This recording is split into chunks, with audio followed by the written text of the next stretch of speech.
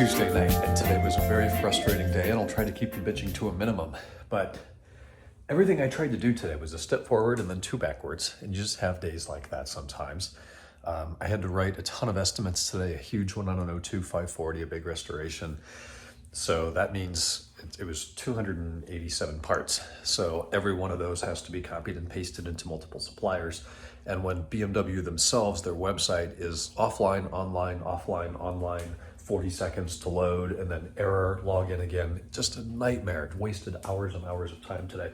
Then WorldPack went down, SSF went down. So there's three of my primary suppliers that have, some sort of technical glitches that just take their systems offline. So that was really, really challenging today. Then a bunch of text messages and new stuff, and a transmission we replaced a few months ago with a rebuilt automatic that's now experiencing difficulties. Puts it in gear after it's sat for a few days. This is a 01 X5 E53 with the GM A560R, whatever the hell that transmission's called. And it takes a couple of seconds. You put it in gear, give it gas, and then finally it hooks up and goes. So that went in February, or at least that's when the invoice was invoiced, which means he's still well in the warranty period. So I reached out to the rebuilder to see what the next steps are. My guess is he's going to want me to get it in, get a code scan, reset adaptations, check fluid level, things like that. So we'll proceed down that path. But I think this might be the precipitous, this is the proper way to use the word, I think so, of axing the automatic transmission service. So the automatics used in the E39, E46, E53, E83, E38, the golden era of BMWs, were really, really, really, really bad.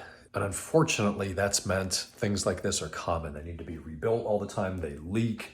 They're really, really finicky to get working right. So as we get busier and busier and busier, and we're at the top of that mountain right now, that kind of gives us some options to say no and to be a little bit more selective with the services that we provide. So I'm kind of leaning towards saying, we'll service your automatic vehicle if we're converting it to manual. If we're not changing fluid, we're not doing filters, we're not doing anything with the automatic. We will not service it, which means we don't have any liability in that transmission after it fails again after a service. And that's not because we did the service wrong. We're following everything to a T, I promise you.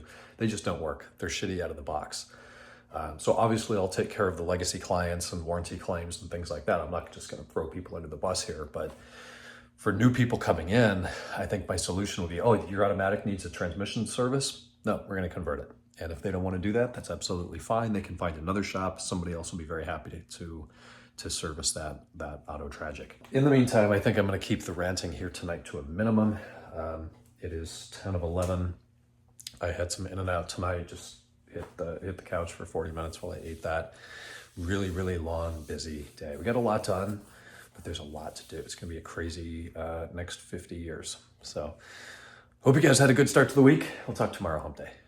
Night.